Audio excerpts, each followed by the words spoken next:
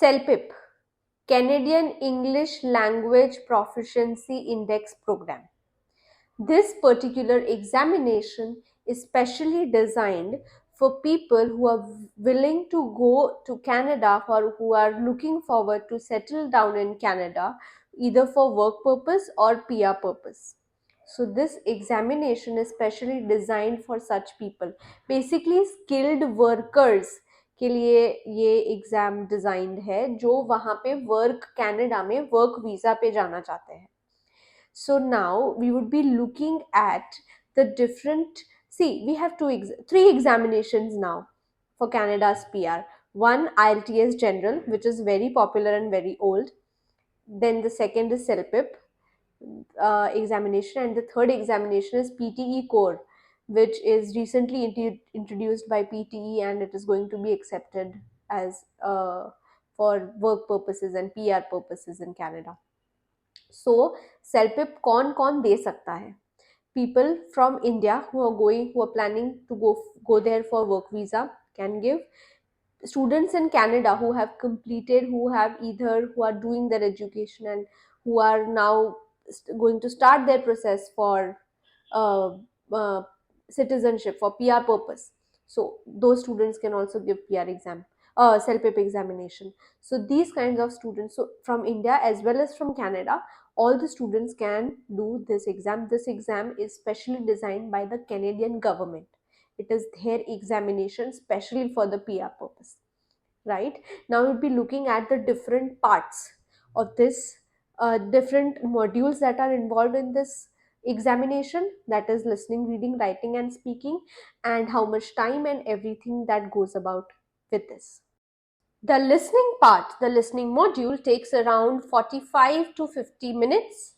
The reading one takes about an hour. Same goes for writing, around 55 minutes to 1 hour, and the speaking section takes about 15 to 20 minutes. Let us look at each and every module in detail. The listening one. Basically, in CELPIP listening, you get Canadian accent because it is a Canada-based examination. So you get Canadian accent, you get audio in Canadian accent. You'll have to listen to the audio. While you're listening to the audio, it is very important that you take notes, right? So you take notes of whatever is spoken in the audio. Basically, you write down the story, whatever is elicited, and then you put them, and then this particular part, this notes, is going to help you to solve the answers. There are basically 6 parts in the CELPIP listening, all constituting of different question types, different questions, and different number of questions. Basically, they are generally there in the MCQ based. You'll get options and you'll have to select one out of them.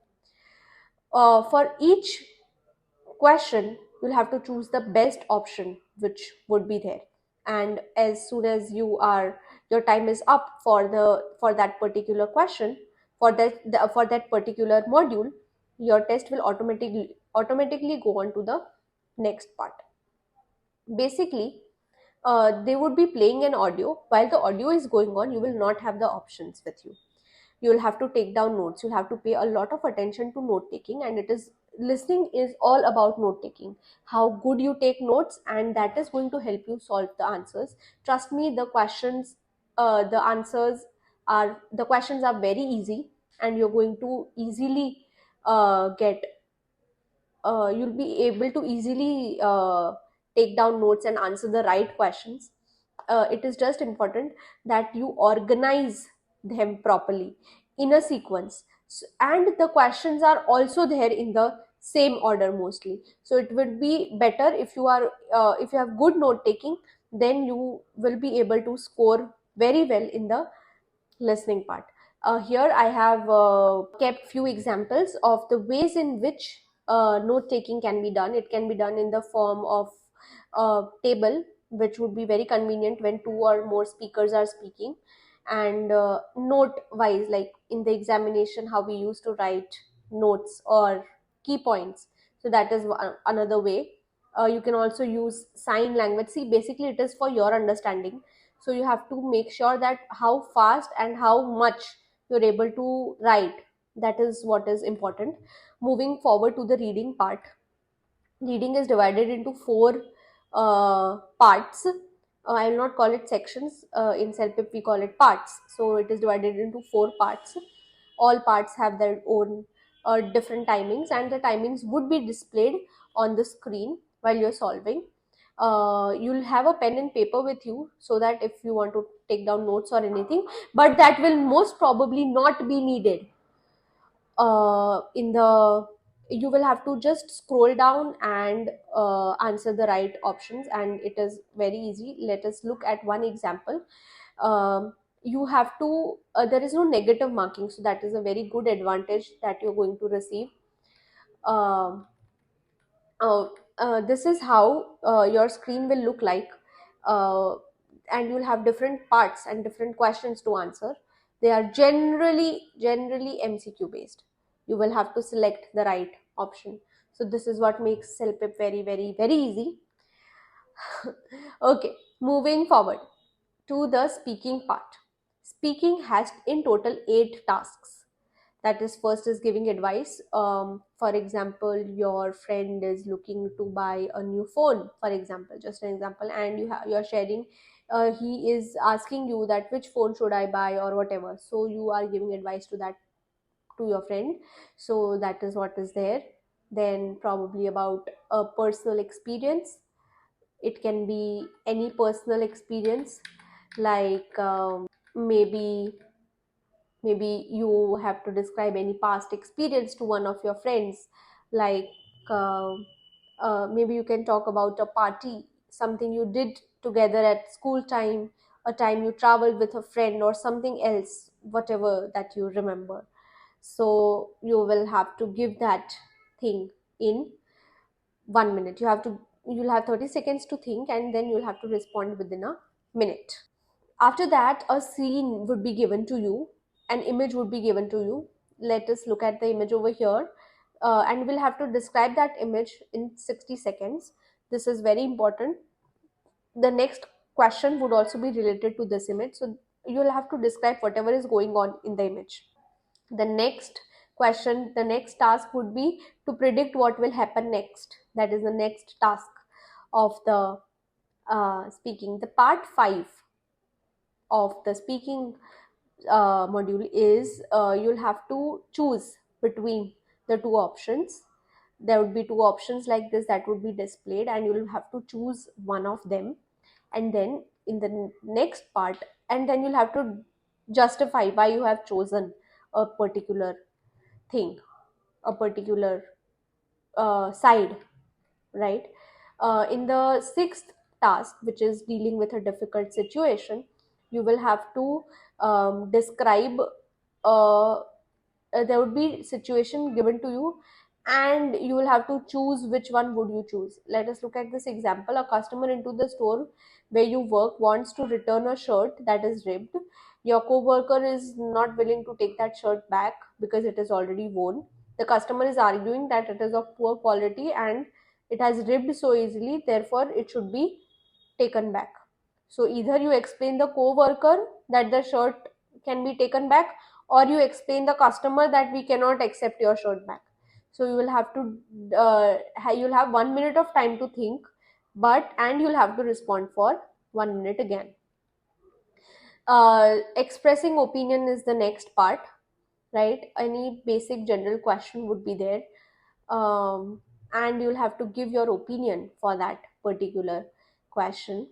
Like, do you think do you think government should limit much money company can company bosses can make, or probably do you think all high school students should be required to learn a second language, or any kind of opinion question would be asked, and you'll be expected to express your opinion.